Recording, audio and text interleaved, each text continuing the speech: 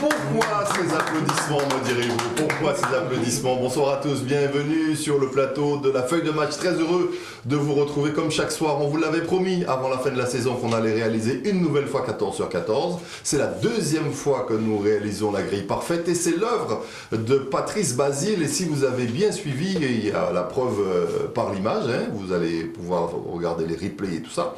Vous verrez que Patrice a une grille parfaite. Donc, la possibilité pour vous, si vous avez écouté, vous avez choisi Patrice comme pronostiqueur, eh bien, d'empocher plusieurs milliers d'euros. Patrice, à qui les nos cabrés? Je suis entouré de grands spécialistes. Hein, déjà, ça... Non, c'est pas ça la question. Après, bientôt, quand on... Moi, le problème, c'est que je fais jouer les autres, mais je ne joue pas moi-même. Oh, bah. Continue comme ça. Très heureux d'être là avec vous ce soir. Je vous l'ai dit, pour décrypter la grille qu'il va falloir valider dimanche avant 8h55. Elle vaut 500 000 euros. Et pour vous aider à la décrypter, comme chaque jeudi soir, ce soir nous avons une équipe au complet avec Maître Pascal Bon. Bonsoir Maître. Bonsoir Woody, bonsoir à tous. Patrice qu'on a déjà entendu, qui a donc réalisé 14 sur 14 la semaine dernière. Bonsoir Patrice. Merci. Spécialiste de l'automobile, même pointu sur le football, mais vous savez, le foot, c'est toujours la même histoire. Hein. Ah bah oui. À jamais les premiers. Les premiers sur ce plateau à avoir réalisé un 14 sur 14, eh bien c'est un supporter de Marseille. Ah oui, c'était vous. Par exemple, ouais. Il va bien quand même, il va encore bien. Il est cadet des affaires aussi. Ronny Béral est là également. Bonsoir Ronny, très heureux de vous retrouver. Pareillement. Et puis notre invité, le président de la solidarité scolaire, monsieur Philippe Copette, un passionné de football. Bonsoir Philippe. On peut dire passionné. Merci, bonsoir à tous, bonsoir aux téléspectateurs et voilà, bonsoir aux auditeurs de Éclair. Philippe, le championnat vit quelques journées difficiles, il est à l'arrêt. Comment faites-vous aujourd'hui pour garder vos troupes motivées? Alors, la motivation, c'est toujours quelque chose de relativement individuel, donc nous restons surtout au contact. Je crois qu'en cette période de pandémie, ce qui est important, c'est de ne pas casser le contact. Et nous, on est plus particulièrement attachés à cette donnée pour les jeunes, parce qu'il faut savoir que en réalité, ils ont perdu à la fois les repères à l'école, les repères dans les institutions religieuses, dans leurs croyances, les repères dans le sport, la soupape de sécurité. Et je trouve que avec ce qui va arriver post-Covid, et qui ne manquera pas d'arriver post-Covid, il est très important que la suite soit structurante et structurelle. Philippe, vous êtes plus qu'un président de club, vous êtes un éducateur, vous prônez avant tout l'homme, pas forcément le résultat. Oui, je crois que de toute façon, avec la prépondérance numérique, je voudrais dire, de cette jeunesse qui arrive, je la conçois au niveau footballistique, on peut la segmenter, on va dire, de 6 à 18 ans.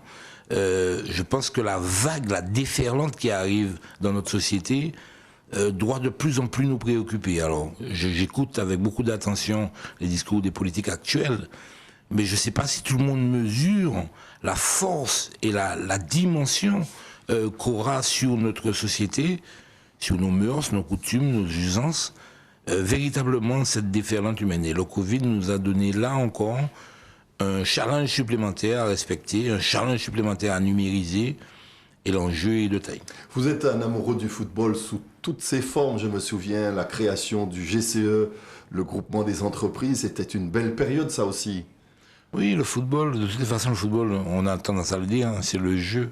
C'est d'abord la joie, le jeu. Bon, c'est clair. Il emporte aujourd'hui un certain nombre de problématiques, mais il emporte aussi beaucoup de satisfaction et de plaisir. Et je pense que ce qui est le plus caractéristique du football, c'est l'organisation sociale du football. C'est l'organisation humaine. Si le gardien se prend pour l'avant-centre ou l'avant-centre pour le gardien, on a tout de suite des problèmes de fond. Et je crois que arriver à numériser, arriver à structurer pour nos jeunesses, pour ceux qui arrivent, parce que c'est d'eux qu'il s'agit véritablement, le foot doit rester une zone de plaisir et de communion humaine. Et c'est ça toute sa force, c'est ça toute sa beauté. Ben, on va parler de football évidemment avec la Ligue des Champions, avec le championnat bien sûr, puisque on vous l'a dit, hein, la grille qui vous intéresse vaut 500 000 €, il faut la valider dimanche avant 8h55, mettre dans la parole à la défense. Votre client ce soir, c'est Leonardo, accusé d'aimer le bling-bling, les stars, plutôt qu'une équipe homogène, plutôt qu'une équipe complémentaire. Ben, à l'instar de ce qui vient d'être dit par un dirigeant, on parle encore management, dirigeant, et on va dire que je plaiderais coupable avec aménagement de peine et travaux d'intérêt général. Waouh. Bon, ben ça c'est en fin d'émission, vous connaissez déjà la rubrique. Je suis déjà pas d'accord avec vous. La parole à la défense, maître Bon, son client ce soir, c'est Leonardo, accusé d'aimer le bling-bling, les stars, mais aux dépens d'une équipe homogène, aux dépens d'une équipe complémentaire. On va donc vous proposer la grille qui s'affiche à l'instant sur votre écran. Vous la validez dimanche avant 8h55 et vous aurez la chance de gagner tout ou partie de cette cagnotte qui vaut 500 000 €. Rennes PSG, Reims Monaco, Angers Dijon, Nice Brest, Metz Nîmes, Strasbourg Montpellier, Real Madrid FC Séville, Villarreal Celta Vigo, FC Valence Valladolid, Aston Villa Man U, West Ham Everton, Arsenal West Brom, Parme Atalanta et Juventus Milan AC. Et pour donc vous aider à décrypter cette grille, une grille qui vaut valider dimanche avant 8h55, je rappelle, et il n'y a pas de mal à se faire du bien, que la semaine dernière, nous avons sur ce plateau, en la personne de Patrice Basile, réalisé la grille parfaite. On va tenter de renouveler l'opération, ça ne va pas être facile, mais on va tenter quand même. Rennes qui reçoit le Paris Saint-Germain, autrement dit les Princes à Rennes. Les Princes à Rennes, mais c'est vrai qu'on a une équipe de Rennes qui nous déçoit. Hein. 2 matchs sans. Bon, à part Dijon qui compte pas, quand on gagne 5-1 face au 20e, en ce moment, bon, c'est pas trop représentatif, mais ils ont perdu contre toute attente face à Bordeaux qu'on avait déjà enterré.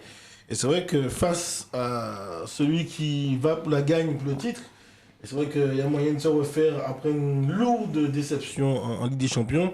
Je ne vois pas comment Rennes va empêcher Paris de gagner à l'extérieur.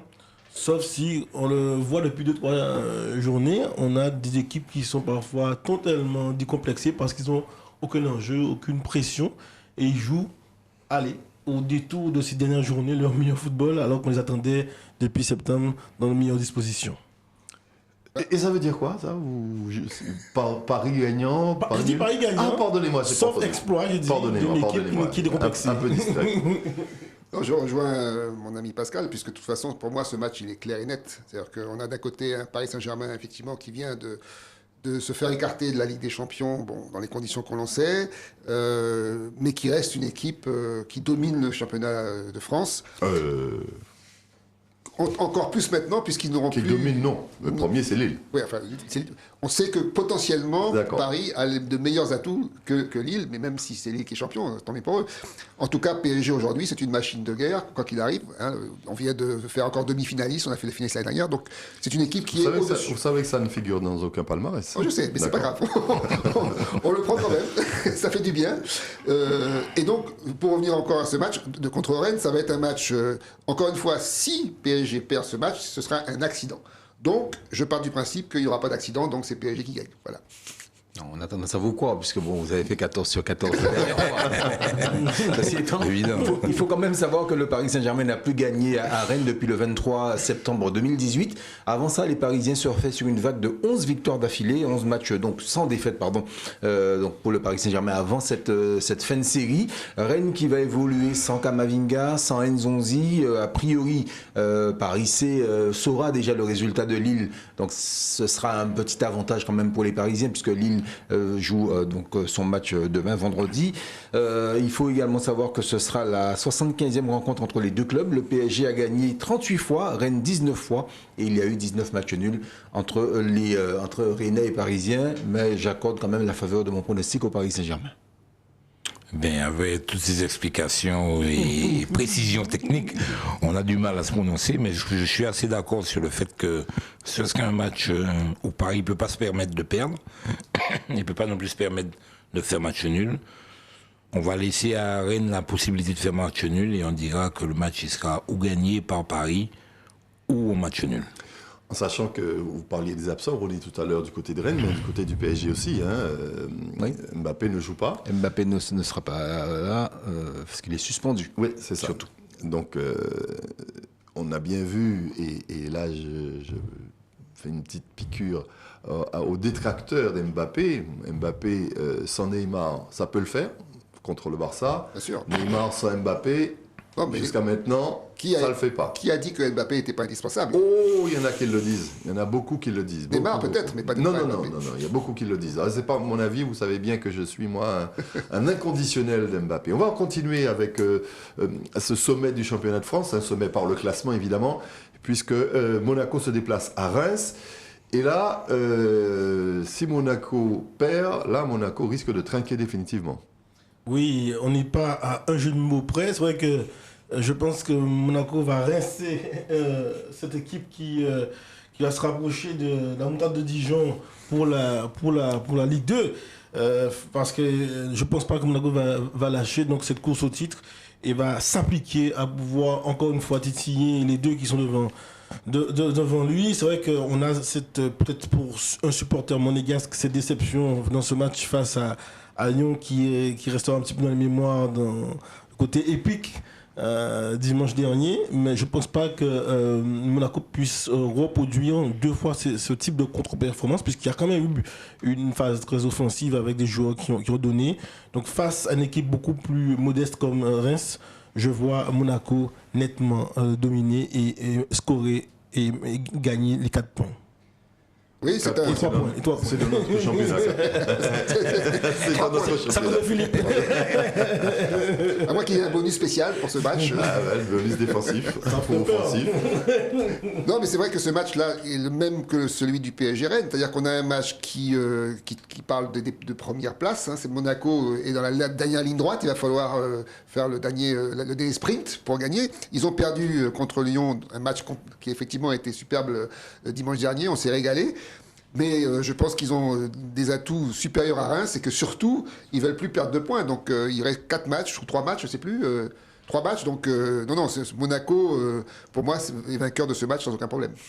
Depuis le 3 novembre 2018, Reims n'a plus battu l'AS Monaco. Les Monégasques qui doivent d'ailleurs consolider cette 3e place, parce qu'ils sont accrochés à la 3e place pour l'instant. Oui. Mais avec la défaite face à Lyon, Lyon peut également revenir. Donc Monaco qui se retrouve un peu entre le marteau et l'enclume. Hein. Ils sont à 5 points du leader, mais en même temps, derrière, il y a les Lyonnais qui sont en train de toquer et se dire tiens, c'est pas terminé, on veut aussi jouer la Ligue des Champions. Donc c'est pas si évident ça pour les Monégasques. Alors je pense que Monaco va l'emporter quand même, puisque bon, l'historique des récentes, on dira, sorties monégasques antérieures plutôt favorable aux Monégasques. Cela dit, c'est quand même en termes général assez équilibré entre ces deux formations, avec 19 victoires pour Reims d'un côté, 16 matchs nuls et 21 victoires pour Monaco. Donc voilà, une histoire un peu particulière entre ces deux clubs, mais voilà, somme toute assez équilibré. Donc au cours des 6 dernières sorties, en tout cas entre Monaco et Reims, il y a eu quand même, il faut le savoir, 6 matchs nuls. Il y a eu les 10 dernières sorties entre Monaco et Reims, il y a eu 10 matchs nuls. Donc ça vous situe un petit peu la complexité de ce match, même si on a tendance à donner quand même la faveur du pronostic à Monaco. Je vais vous suivre, mais j'ai envie de dire que Reims aura peut-être envie aussi de faire un barreau d'honneur. Et je suis plus partisan de match nul entre ces deux équipes. D'autant plus que Monaco va douter, ça c'est évident.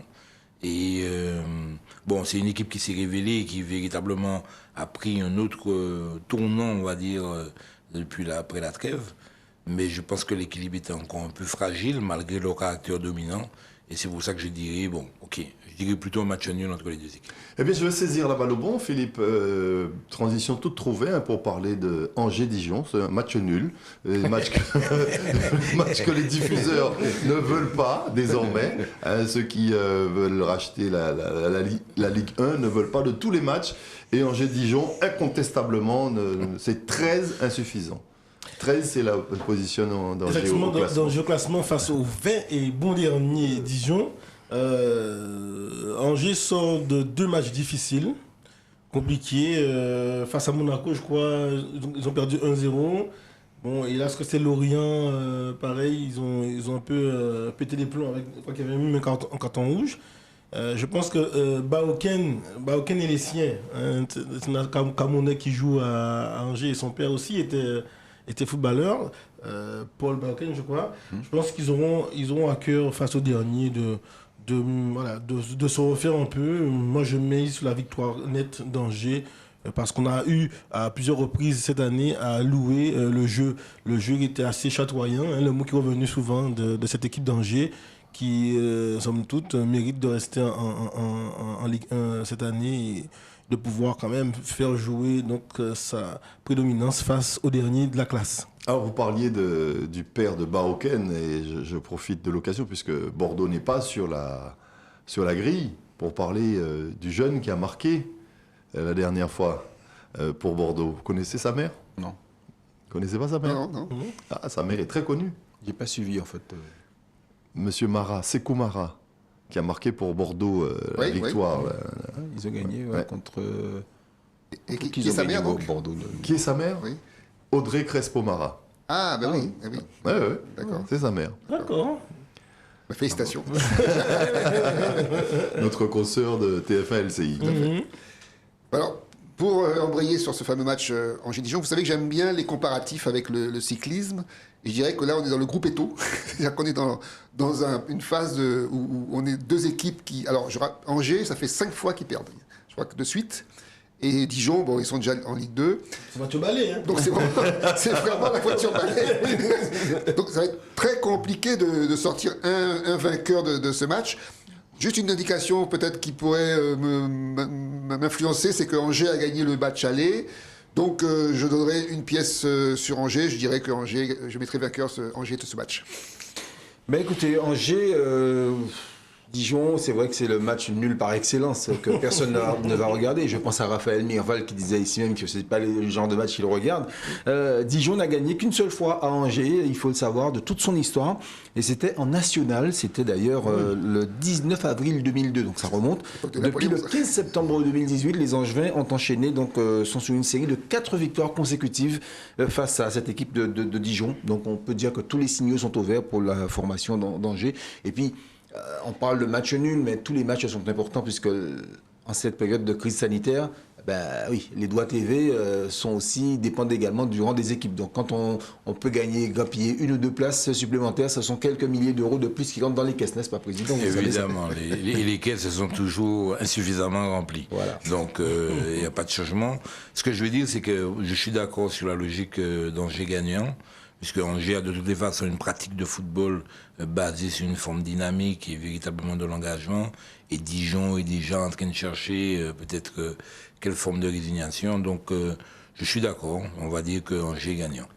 En sachant que le capitaine angevin Traoré est out jusqu'à la fin de saison. Et défenseur central qui tient une place quand même assez importante dans l'équipe. Enfin bon, ceci étant, Angers est déjà en colo, donc on va pas aller chercher midi à 14h.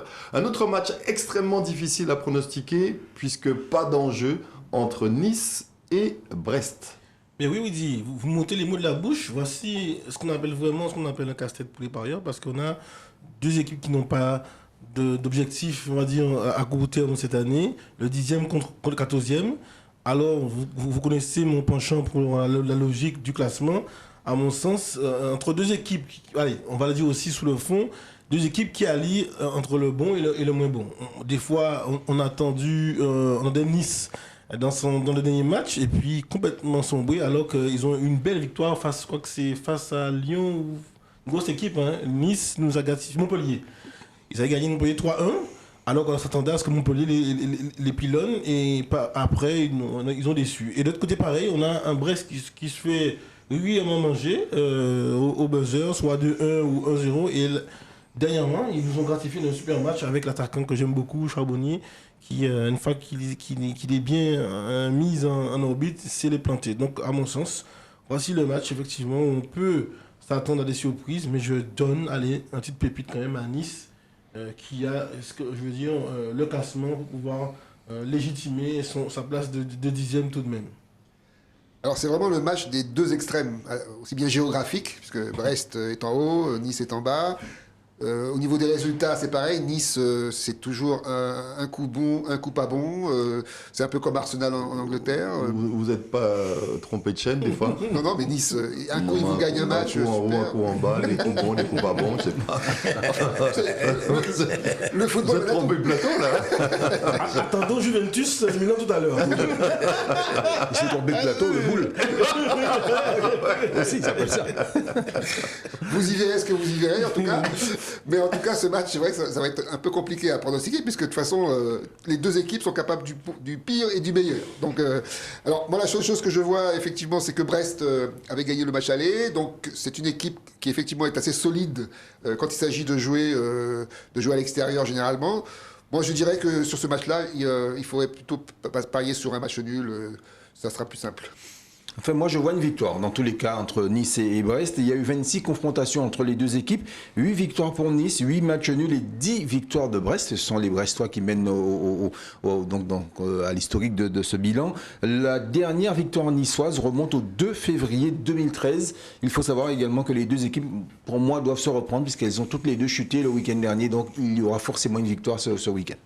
Alors, forcément une victoire, ou simplement si toutes les deux veulent le même objectif, c'est très certainement un match nul. Et je pense que c'est vraiment le match qui ressemble le plus à un match nul, parce que justement les forces sont très rapprochées, les objectifs tous réglés. Je pense que, voilà quoi. Eh bien, vous restez avec nous pour la suite de cette grille qui vaut 500 000 €. Il faut la jouer dimanche avant 8h55. On revient dans un instant avec Maître Pascal Bon qui aura à défendre dans la parole à la défense, qui aura à défendre Leonardo. Il y a Patrice Basile qui a réalisé la semaine dernière 14 sur 14, Ronnie Béral, et également Philippe Copette, le président de la Solidarité scolaire. A tout de suite.